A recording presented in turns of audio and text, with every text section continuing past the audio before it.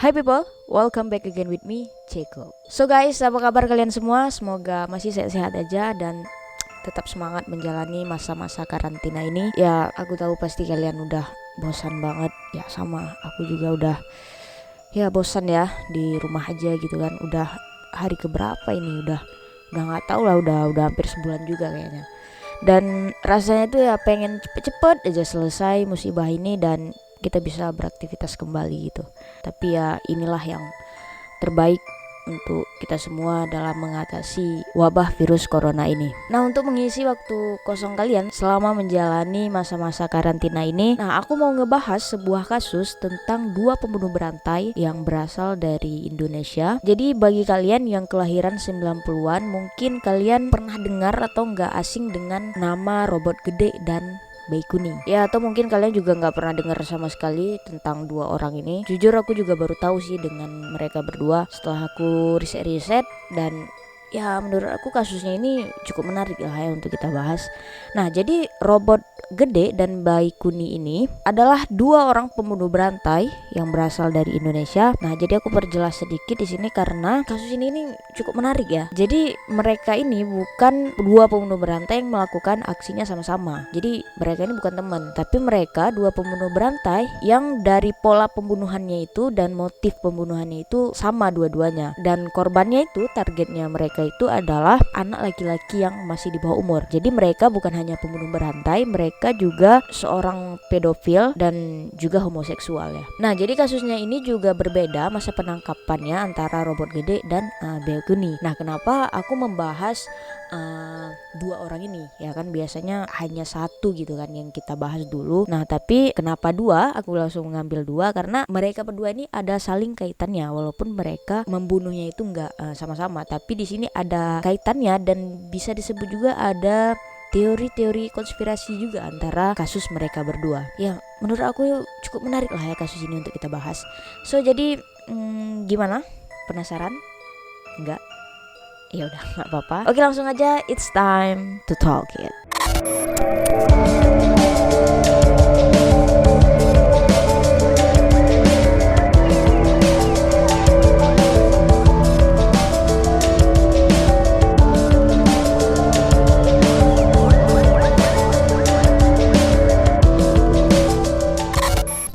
Oke, untuk pertama kita bahas dulu Robot Gede, kasusnya Robot Gede ini, baru nanti setelah kita kenalan dulu dan kita lihat dulu kasusnya ini, baru nanti kita masuk ke Baikuni. Jadi satu-satu ya. Siswanto atau yang dikenal dengan Robot Gede adalah seorang pria biasa kelahiran 1963. Ya, kira-kira saat dia melakukan aksinya itu, kejahatannya itu, kira-kira umurnya sekitar 33 tahun lah ya. Dia lahir di Pekalongan, Jawa Tengah, dan sebenarnya latar belakang tentang si Robot Gede ini tidak terlalu banyak diketahui ya. Karena setelah aku riset-riset juga, gak ada yang ngejelasin secara detail bagaimana latar belakangnya, dan ya banyak orang yang kurang tahu juga bagaimana latar belakangnya si Robot Gede ini. Gak seperti kasus-kasus pembunuhan biasa ya yang udah kita bahas, seperti kasusnya Ed Gein, Zodiac Killer. Ya memang kita nggak tahu latar belakangnya karena dia juga nggak ditemukan sampai sekarang pelakunya kan. Ya seperti kasus-kasus yang pembunuh yang udah kita bahas lah, itu semua ada terbelakangnya bagaimana masa kecilnya yang juga sebagai faktor mempengaruhi dia menjadi seorang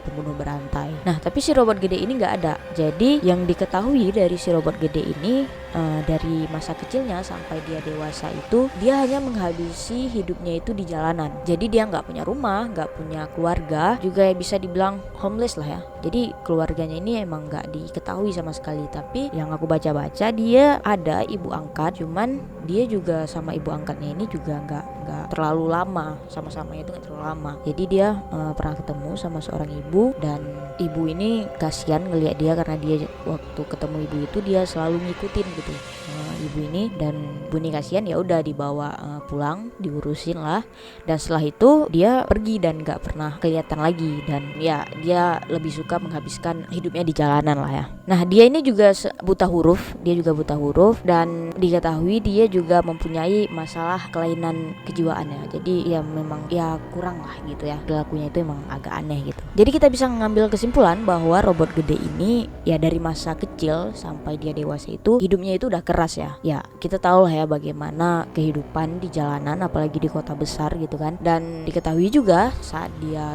kecil itu dia pernah menjadi korban sodomi. Dan ya mungkin karena faktornya yang cukup keras di jalanan dan masa kecilnya juga nggak terlalu baik, itu yang mempengaruhi dia menjadi seorang psikopat dan pembunuh berantai. Nah, kenapa dia dijuluki dengan nama robot? Nah, itu karena ciri-cirinya itu dia itu kalau jalan emang ya kayak robot. Itu karena kakinya itu sebelah itu agak timpang. Terus postur tubuhnya itu pendek, tidak kekar, bungkuk, dan jalannya itu pincang, terus kayak patah-patah gitu. Dan kemudian kepalanya itu sering geleng-geleng sendiri ke samping gitu.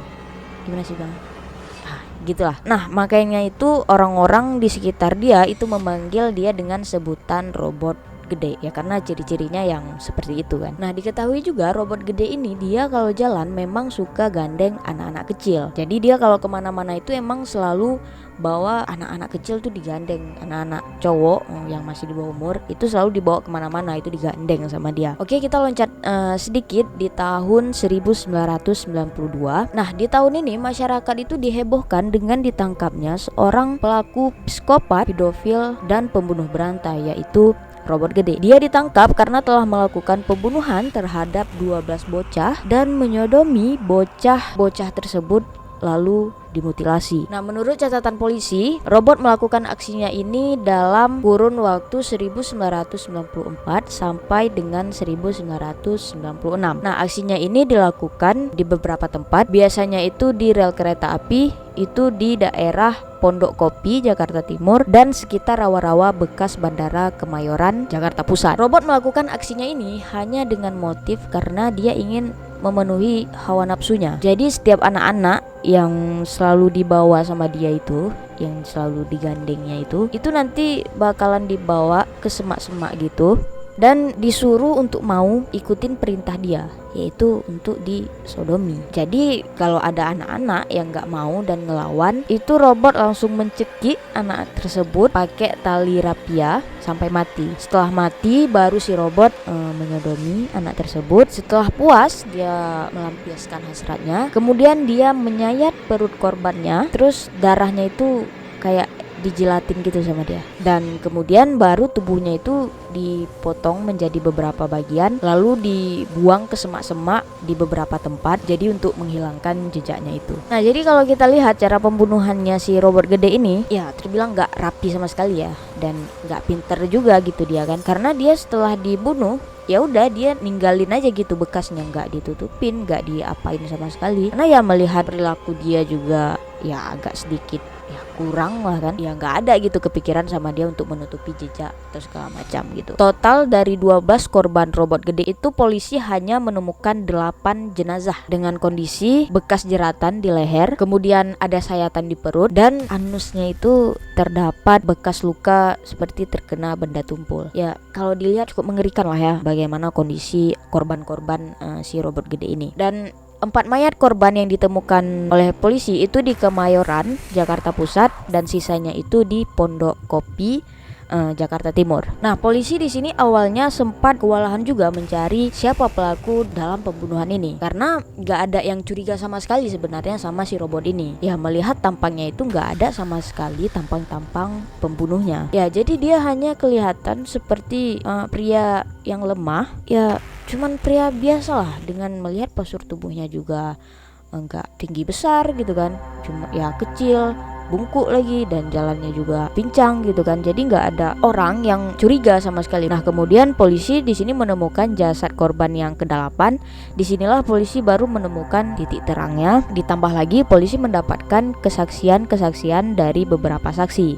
Nah dari keterangan saksi-saksi ini mengarahlah ke nama robot gede. Nah, di sini walaupun polisi saat mengetahui robot adalah pelakunya, dan polisi juga nggak yakin sama sekali dengan si robot ini, karena mereka berpikir kayak ketika melihat tampang si robot ini yang udah ngelakuin pembunuhan yang sekejam ini, kayaknya nggak mungkin deh. Kemudian setelah diselidiki lagi berkali-kali, barulah di situ polisi yakin kalau robot adalah pelakunya. Nah, awalnya si robot ini nggak langsung ketangkap. Dia itu sempat jadi buronan.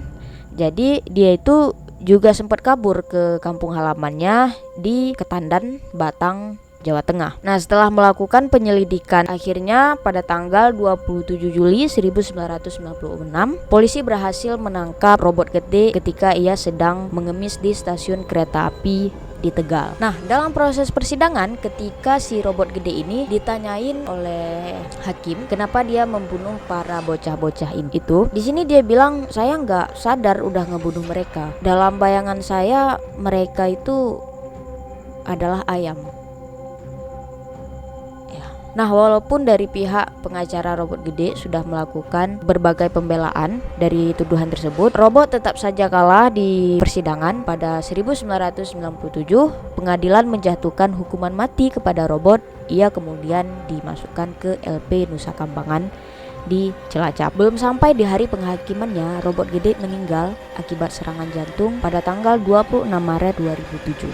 Nah, walaupun di situ Robot sudah ditangkap dan sudah dijatuhkan hukuman mati dan kasusnya juga bisa dibilang udah selesai gitu kan, tapi pembahasan mengenai kasus ini itu nggak cukup sampai di sini. Nah, disinilah mulai muncul dugaan dan banyak orang yang mempercayai kalau Robot ini bukanlah pelaku yang sebenarnya. Dan di sini banyak orang yang mempercayai kalau Robot hanyalah korban salah tangkap ataupun tumbal untuk menutupi pelaku pembunuhan yang sebenarnya. Nah, jadi siapa nih yang diasumsikan menjadi pelaku asli dari pembunuhan berantai ini? Nah, pada saat proses persidangan, Robot kan divonis hukuman mati itu berdasarkan atas kesaksian dari 20 saksi. Nah, di sini ada yang menarik nih. Dari 20 saksi di persidangan itu ada satu saksi yang sangat memberatkan si Robot Gede, dan si saksi ini juga sangat yakin kalau Robot Gede adalah pelakunya, dan dia juga pada saat polisi melakukan penyelidikan, dia juga orangnya yang mengatakan di mana Robot pada saat itu. Jadi dia yang ngarahin polisi, nih di sini Robot, ya kalian datang ke sini gitu. Nah, jadi orang itu adalah Baikuni atau yang biasa disebut dengan Babe. Tapi saat di persidangan si Babe ini dia nggak pakai nama aslinya. Jadi dia menggunakan nama samaran, yaitu adalah Sunarto. Nah, jadi banyak teori yang beredar yang membunuh anak-anak tersebut itu bukanlah Robot, melainkan si Babe. Jadi orang banyak yang meyakini kalau Robot itu adalah sebagai tameng atas perilaku bengisnya si Babe ini. Nah, kalau memang teori tersebut itu benar dan terbukti kalau memang Robot tidak bersalah dan sebenarnya Babe adalah pelaku yang aslinya, ya ini bisa jadi kasus yang paling disayangkan ya, karena si Robot harus menghabiskan sisa umurnya itu sampai dia meninggal itu di dalam penjara hanya karena kesalahan yang gak dia lakuin sama sekali. Nah, jadi siapa sih si Babe ini atau Baikuni? Kenapa dia sangat diyakini sebagai pelaku pembunuhan yang sebenarnya?